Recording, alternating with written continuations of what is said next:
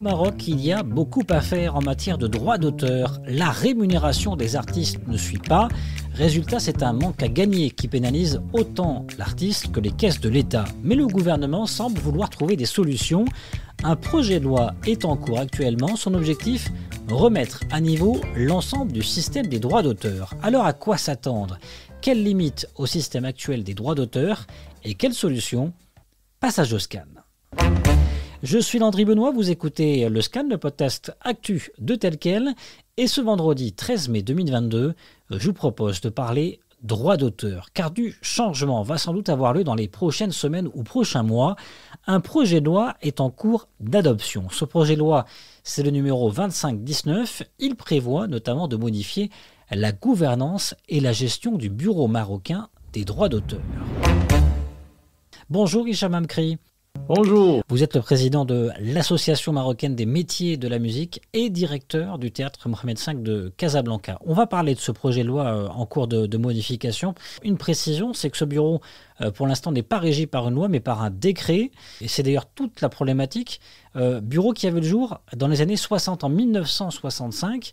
Concrètement, jusqu'à aujourd'hui, ça veut dire que ce bureau marocain des droits d'auteur et des droits voisins a été géré par un décret et c'est donc une mini-révolution qui est en cours avec ce projet de loi. En fait, c'est pas une révolution, c'est qu'un organe qui fonctionne, il faut qu'on sache c'est quoi la loi qui l'encadre. Et donc cette loi n'existe pas. Je parle de loi, donc il fonctionne grâce à un décret. Même s'il y avait une loi, il aurait fallu l'amender parce qu'il y a eu beaucoup de changements, notamment avec l'ère numérique en termes de diffusion du contenu. Donc là, c'est un projet de loi. Et cette loi elle est la bienvenue. On espère juste que elle va être qu'elle va aller de pair avec la gestion moderne. La gestion moderne. Il n'est pas nécessaire, même si on a perdu un peu de temps, c'est peut-être l'occasion d'avoir quand même une loi qui puisse être très moderne et qui est de pair, comme j'ai dit, avec les nouveautés en termes d'exploitation de l'œuvre artistique et intellectuelle. C'est-à-dire, par exemple, en termes de suivi du big data au niveau de la diffusion en streaming. Il ne s'agit pas juste de mettre qu'on va faire des choses sur le streaming, il faut quand même avoir les outils pour pouvoir contrôler. Par exemple, vous prenez un artiste marocain, très diffusé au niveau des plateformes de streaming, qui sont à l'étranger. Quel outil vous avez pour pouvoir les contrôler d'ici? Vous voyez, ça c'est très technique. Par ailleurs, je dis aller de pair avec la gestion moderne, c'est que pour que l'auditeur sache, c'est un schéma très simple. On dit que les droits d'auteur, c'est de l'argent privé. Pourquoi? Parce qu'il y a d'une part un producteur de musique, de théâtre, il va produire un produit. Ce produit-là va être utilisé, exploité, consommé par un client. C'est un client. Le spectateur est un client. Ou bien l'auditeur est un client. Et donc, entre le producteur et le consommateur, c'est un échange commercial. C'est une offre, il y a une demande. Qui devient malheureusement souvent de plus en plus gratuit. Pour les consommateurs. Pour le consommateur, mais sa gratuité, elle est juste feinte. Parce que soit vous donnez de l'argent, soit vous donnez votre vie privée, vos data, vos données personnelles. C'est-à-dire que c'est en fait quelque chose, vous avez toujours quelque chose à vendre. Et vous aurez toujours quelqu'un qui va vous donner quelque chose dont vous avez besoin. Soit il vous paye directement, en achetant les CD, en achetant les DVD, soit vous êtes payé par le diffuseur, la radio, la télévision, par ce qu'on appelle la licence légale, et que, à ce moment-là, vous rétribuez l'artiste, et en fait, le diffuseur va se rétribuer, lui, au niveau de la publicité, grâce à l'audimat. C'est-à-dire le nombre de spectateurs ou d'auditeurs qu'il va pouvoir recueillir. Et en fin de compte, lui aussi, il paye grâce à votre présence.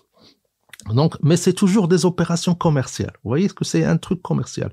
La question qui se pose, bien sûr, c'est que si c'est du pur commerce, Le commerce, ce n'est pas péjoratif. Hein. Bien sûr. Voilà, si c'est du pur commerce, comment le positionnement de l'administration Est-ce que c'est le bureau en soi qui peut gérer cette partie commerce ou est-ce que c'est une autre instance? Voilà, c'est des questions. C'est des questions. Soit on se positionne, c'est l'artiste lui-même qui gère ça, en se regroupant, soit c'est l'administration qui gère ça au nom des artistes, soit, parce qu'il ne faut pas oublier, tous les textes que nous avons actuellement précisent qu'il y a un monopole. Personne ne peut gérer ses droits, c'est ce qu'on appelle la gestion collective, à part le BMDR. Et donc, il y a un monopole. Donc, les positionnements, c'est soit, comme j'ai dit, l'administration qui gère, soit un groupement d'artistes qui gère, mais on se retrouve toujours avec cette perception que c'est un organe qui monopolise la gestion. Or, ce peut qu'il y ait des troisièmes voies. Il faut réfléchir là-dessus, voir ce qui se passe dans d'autres pays. Mais qu'est-ce qui se passe dans notre pays, par exemple? Dans d'autres pays, je ne vais pas dire la France, parce qu'à chaque fois on dit la France a un modèle, c'est pas l'administration, c'est pas, mais vous avez des organismes de gestion collective par filière. Par exemple, la SACEM s'occupe de la musique, la SACD s'occupe des œuvres dramatiques, mais c'est des sociétés, mais pas privées. En fait, c'est des sociétés au sens français du terme, c'est-à-dire une association. Voilà. Mais qui est reconnue par les instances. Et il y a un contrôle. Ailleurs, il y a des